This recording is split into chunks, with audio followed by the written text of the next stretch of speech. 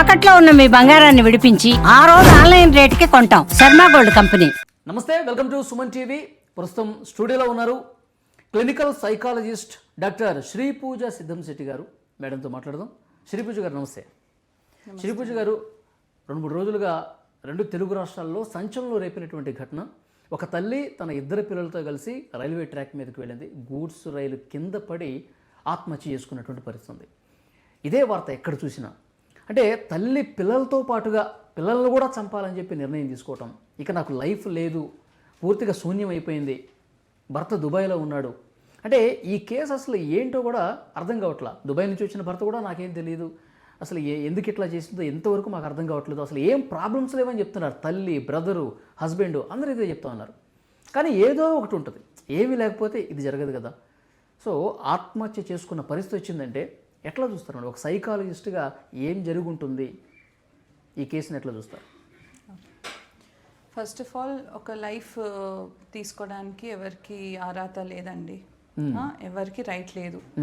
అది ఎంత severe depression ఉన్నా, లేకుంటే ఎంత సివియర్ సాడ్నెస్ ఉన్నా, పరిస్థితులు ఎంత బాగాలేకపోయినా, ఇప్పుడు పేదవాళ్ళు కూడా చాలా ప్రాబ్లమ్స్ ఫేస్ చేస్తున్నారు,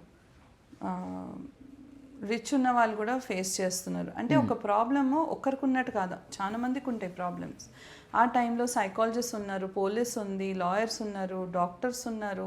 వీళ్ళందరి దగ్గర వెళ్ళకుండానే ఇలాంటి పరిస్థితి వరకు వచ్చింది అంటే ఎవరు గుర్తించలేకపోయారా అనేసి ఒక ఆలోచన. ఇంకొకటి, ఇలాంటి ఆలోచన వచ్చినప్పుడు తప్పకుండా ఇప్పుడు మోడీ గారు టెలిమానస్ అని స్టార్ట్ చేశారు. ఎవరైనా ఫ్రీగా కాల్ చేసుకొని హెల్ప్ తీసుకోవచ్చు. ఇప్పుడు ఇలాంటి థాట్స్ ఎవరికి వస్తాయి, ఇలాంటి ఆత్మహత్య చేసుకుందామని థాట్స్ ఎవరికి వస్తాయి, చాలా బాధను ఉండాలి, లేకుంటే హార్మోనల్ ప్రాబ్లమ్స్ అని ఉండాలి, అంటే బ్రెయిన్లో కెమికల్స్ ప్రాబ్లం అని ఉండాలి, మెడికల్ ప్రాబ్లం అని ఉండాలి, లేకపోతే పరిస్థితులు. ఇప్పుడు మీరు అన్నారు చూడండి, హస్బెండ్ వెళ్ళిపోయారు, అసలు మనకి ఏమైంది తెలీదు, కరెక్ట్? సో ఏదైనా ఉండొచ్చు, ఏదైనా ఉన్నా ఫస్ట్ హెల్ప్ తీసుకోవాలి. ఓకే, అంటే లోన్లీనెస్ అంటే ఒంటరితనం ఏమైనా ఇటువైపుకు చేసిందా అని చెప్పి ఒక డౌట్ ఉంది. ఓకే, నేను మీకు ఒక ఎగ్జాంపుల్ ఇస్తాను. ఈ మొత్తం రూమ్లో మనం ఇద్దరమే కూర్చొని ఉన్నాం, కరెక్ట్? ఆ టైంలో కూడా అబ్బా పొద్దున్న నుంచి నేను ఇదే రూమ్లో కూర్చొని ఉన్నానా అని కొందరికి ఆలోచన వస్తుంది. ఆ టైంలో ఏం చేస్తారు? ఫ్రెండ్కో ఫోన్ చేస్తారు, లేదంటే బయటకు వెళ్ళి ఒక వాక్ అయినా తీసుకొని వెళ్ళి వస్తారు, మళ్ళీ మీ వర్క్కి వచ్చేస్తారు. బట్ సివియర్ లోన్లీనెస్ వచ్చేది ఎక్కడి నుంచి వస్తే, వాళ్ళకి ఫ్రెండ్స్ లేకపోయినా, లేదంటే వాళ్ళకి ఏదైనా ప్రాబ్లమ్స్ ఉన్నా, వాళ్ళు వేరే వాళ్ళతో మాట్లాడలేకపోయినా, అంటే కొందరు మాట్లాడలేరు, వాళ్ళకి ప్రపంచం అంతా ఫ్యామిలీనే ఉంటుంది, లేదంటే హస్బెండే ఉంటారు, పిల్లలే ఉంటారు, ఫ్రెండ్స్తో ఫ్రెండ్షిప్లు రావు, అంటే చాలా రకరకాలుగా ఉంటాయి. అంటే 10 మందితో కలవలేకపోవటం కూడా దీనికి దారితీస్తుంది అంటారా?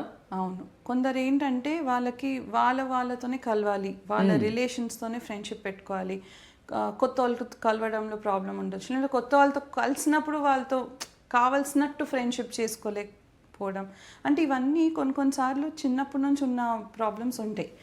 బట్ కొన్నిసార్లు మ్యారేజ్ అయ్యాక కూడా కొంచెం డిప్రెషన్ వచ్చి ఉండొచ్చు, మనకు తెలీదు. అండ్ ఇవి అన్రికగ్నైజ్డ్ డిప్రెషన్. ఇప్పుడు ఫర్ ఎగ్జాంపుల్, మీకు ఎవరైనా అల్లరి చేస్తున్నారు అనుకోండి, మన రూమ్లోనే ఇక్కడ, మీరు ఫస్ట్ జాబ్ నుంచి అన్న తీసేస్తారు, లేకపోతే ఏం చేస్తారు, డాక్టర్ దగ్గర తీసుకొని వెళ్తారు, చాలా అల్లరి చేస్తున్నాడు ఈయన. ఇదే మీ ఎంప్లాయీ ఉన్నా, లేదంటే ఎవరన్నా ఉంటే జస్ట్ గమ్మని కూర్చొని పని చేసుకుంటున్నారంటే మీరు వెళ్ళి ఎప్పుడన్నా అడుగుతారు, ఎందుకు ఇలా గమ్మని ఉన్నావు, ఎందుకు మాట్లాడుతులేవు, అందరితో కలవచ్చు కదా అని అంటారు.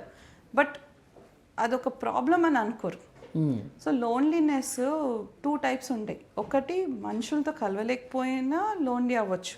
కొంచెం అందరినీ కలిసినా అరే ఎవరు నన్ను ఇష్టపడుతులేరు అనేసి కూడా థాట్స్ ఉండొచ్చు. ఇప్పుడు ఈ Vijaya Reddy software engineer team leader కూడా అనంట. టీమ్ లీడర్ అంటే మరి కింద ఉన్నటువంటి ఎంప్లాయీస్తో మాట్లాడుతూ ఉండాలి, వర్క్ గురించి చెప్తా ఉండాలి, ఎలా చేయాలి ఏంటి అనేది. లోన్లీనెస్ అంతేం కనిపించట్లేదు అనుకుంటా. అవును.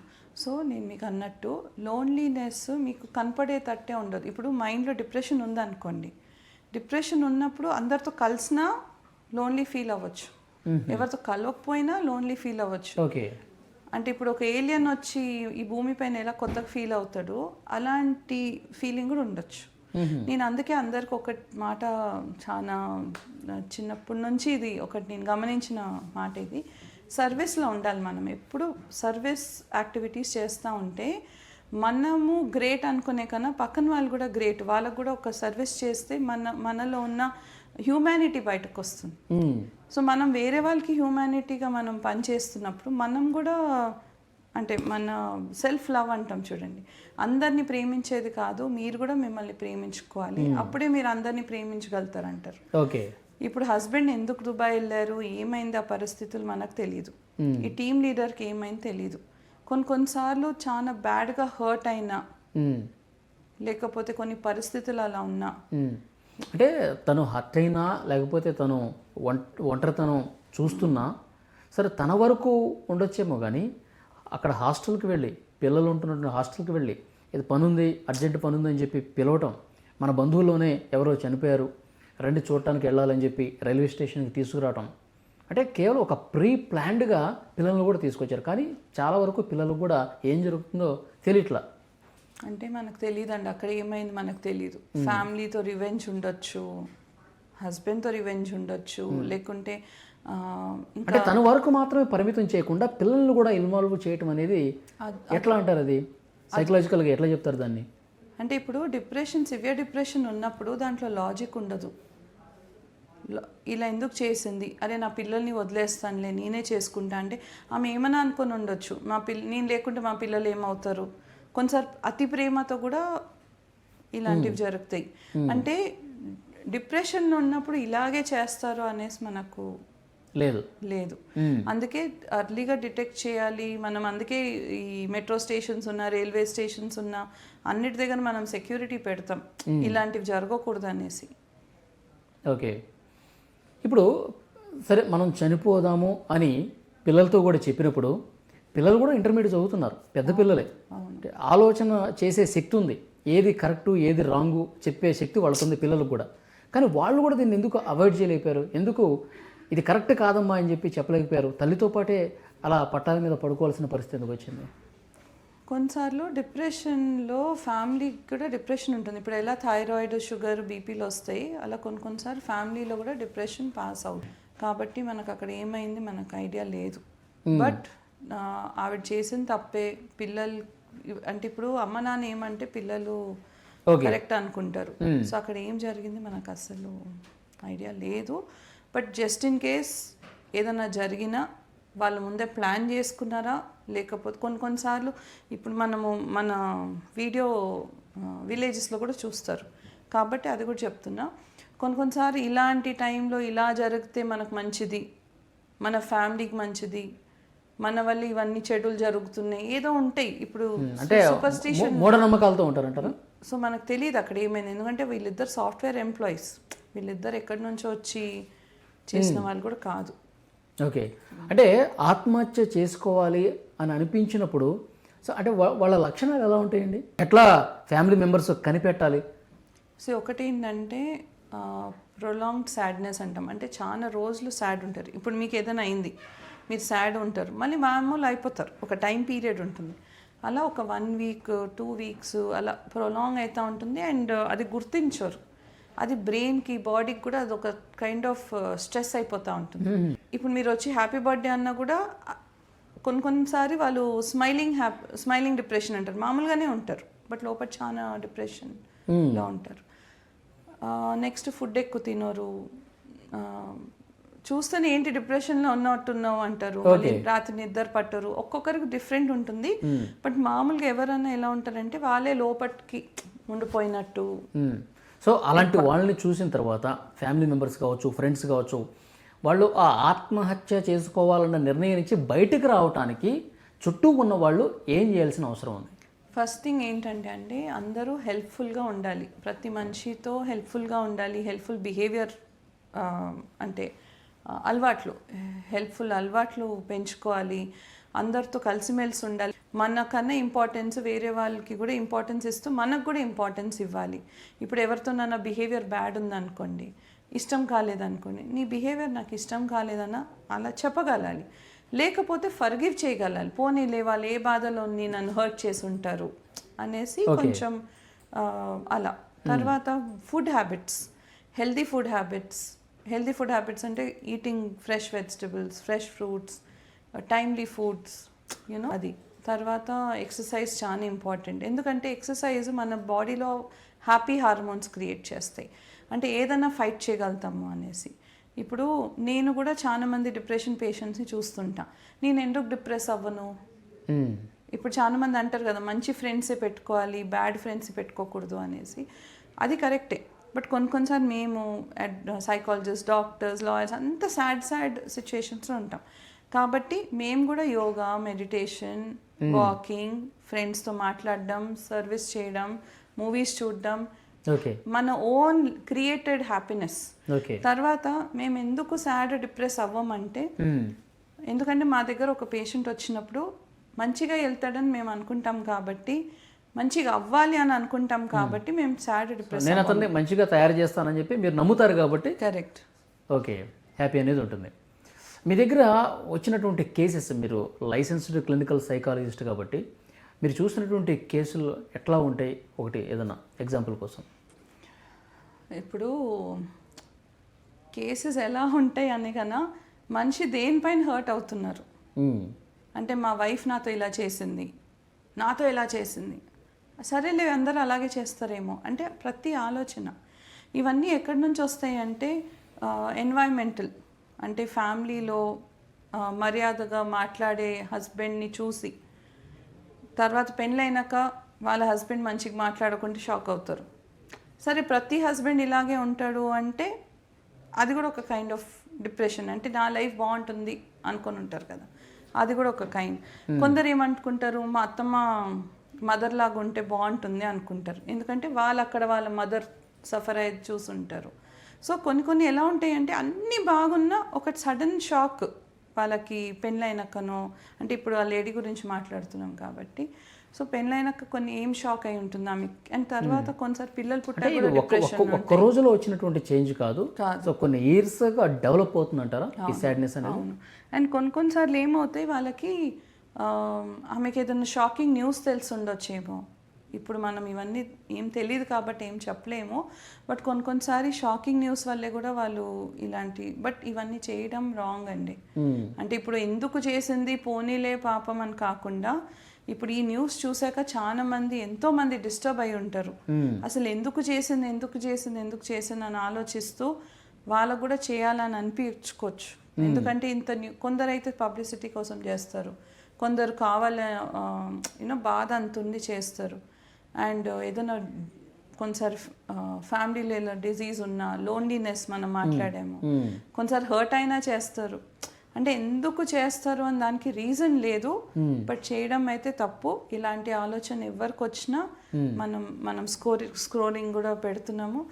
And one of the most important point అండి, ఈ ఆలోచన వచ్చినప్పుడు ఇక్కడ రాదు. సో ఇదంతా మనము ఆలోచించారు, ఆత్మహత్య థాట్ వచ్చింది, ఆలోచన వచ్చింది అంటాం కదా, యాక్చువల్లీ అది ఇమోషనల్గా వచ్చే థాట్. అది యాక్చువల్గా థాటే, బట్ ఇమోషనల్గా వచ్చిన థాట్.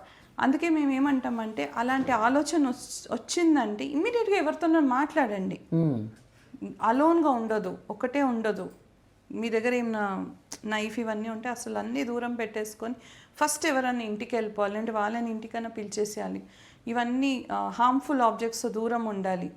ఇవన్నీ ఎందుకంటామంటే ఈ థాట్ వచ్చేది ఇక్కడ, బట్ యాక్చువల్లీ ఇమోషనల్ డెసిషన్స్ ఇవి. అండ్ ఎవరితోనో మాట్లాడని నేను ఎందుకంటాము, మాట్లాడేసరికి ఇది మళ్ళీ వాపస్ మన మైండ్కి వెళ్తుంది ఇక్కడ నుంచి. వాళ్ళు అలా చేశారంటే నేను ఫర్గివ్ చేస్తాను, నాకెందుకు, అసలు నా లైఫ్ చాలా ఇంపార్టెంట్, అలాంటి థాట్స్ వచ్చే స్టార్ట్ అవుతాయి. సో కొంచెం మనం సెల్ఫ్ ఎస్టీమ్ డెవలప్ చేసుకోవాలి, కాన్ఫిడెన్స్ డెవలప్ చేసుకోవాలి. ఎవరైనా ఏమైనా మాట అంటే అన్నారు కదా, అది నిజమని కాదు కదా. ఇప్పుడు బుద్ధుడు ఏమంటాడంటే, ఎవరైనా మీ ఇంటికి గిఫ్ట్ తీసుకొని వస్తే అది మీరు తీసుకోకుంటే మీరు ఏం చేస్తారు, ఆయన ఏం చేస్తాడు, గిఫ్ట్ తీసుకొని వెళ్ళిపోతాడు. ఇప్పుడు ఎవరైనా చెడ్డ మాటలతో కోపడినా ఏదైనా చేసినా, వాళ్ళు వచ్చింది వాళ్ళ గిఫ్ట్తో వచ్చారు, మనం తీసుకోకపోతే వాళ్ళు తీసుకొని వెళ్ళిపోతారు. As simple as that. అంటే లైఫ్ అంత సింపుల్ కాదు, బట్ మనం లైఫ్ని అంత సింపుల్గా తయారు చేసుకోవాలి. మనకు లైఫ్లో గోల్స్ ఉండాలి. ఎలాంటి గోల్స్ ఉండాలి, మా ఫ్యామిలీ హ్యాపీగా ఉండాలి అనుకున్న గోల్. సో కొన్నిసార్లు ఫైట్స్ అవుతాయి, గొడవలు అవుతాయి, ఇప్పుడు ఏదైనా మాట్లాడాలంటే దానికోసం మాట్లాడాలి. హస్బెండ్ అటు వెళ్ళిపోయారు, ఏం జరిగింది మనకు తెలియదు, గొడవ పడి వెళ్ళిపోయారా, వదిలేసి వెళ్ళిపోయారా, ఏం తెలీదు. సూసైడ్ నోట్ కూడా లేదు అక్కడ. వాళ్ళందరూ చెప్పేది వాళ్ళ తల్లి కావచ్చు, బ్రదర్ కావచ్చు, ఇప్పుడు అక్కడ దుబాయ్ నుంచి వచ్చిన హస్బెండ్ కావచ్చు, అసలు ఎలాంటి సమస్యలు, అంతా హ్యాపీగా ఉన్నాం, రోజు మాట్లాడుకుంటూ ఉంటాం, ఇదే చెప్తా ఉన్నారు. ఇప్పుడు వాళ్ళు చెప్పారు, మనకి ఏమైంది తెలియదు కాబట్టి. సో ఏదైనా ఇన్వెస్టిగేషన్లో బయటపడుతుంది మేడం, మీరు అన్నట్టు పోలీస్ ఇన్వెస్టిగేషన్లో ప్రతిదీ కూడా వాళ్ళు ఆగుతారు కదా. ల్యాప్టాప్లో ఎవిడెన్స్లు అన్నీ చూస్తూ ఉన్నారు, ఫోన్ రికార్డ్సింగ్ చూస్తూ ఉన్నారు. ఇంకొక మాట చెప్పండి.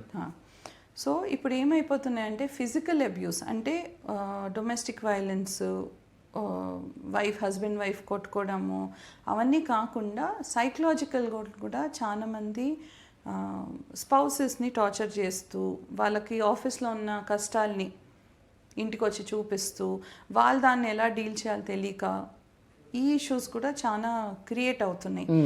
ఇవన్నీ ఏమంటారు, పోలీస్ స్టేషన్కి వెళ్తే కొట్టలేదు కదా, కొంచెం భరించాలి, ఎందుకంటే వాళ్ళకి ఇంటెన్సిటీ తెలీదు. అండ్ ఫ్యామిలీ ఇష్యూస్లో కొంచెం చాలా క్రిటికల్గా ఉంటాయి. ఎందుకు గొడవ పడుతున్నారు చెప్పరు, ఎందుకంటే వాళ్ళకి తెలీదు ఎందుకు గొడవ పడుతున్నారని. అండ్ కొన్నిసారి మనం అనుకున్నట్టు డిప్రెషన్ ఉండొచ్చు, కొన్నిసారి యాంగ్జైటీ ఉండొచ్చు, కొన్నిసారి బైపోలార్ డిసార్డర్ ఉండొచ్చు. కొన్నిసారి ఏమవుతుందంటే మెడిసిన్స్ ఆపేస్తారు ఏదైనా ప్రాబ్లం ఉన్నా, కొన్నిసారి అసలు మెడికల్ వరకు వెళ్ళదు. ఇప్పుడు కొత్తగా ఏంటంటే స్మైలింగ్ డిప్రెషన్ అనేసి వచ్చింది.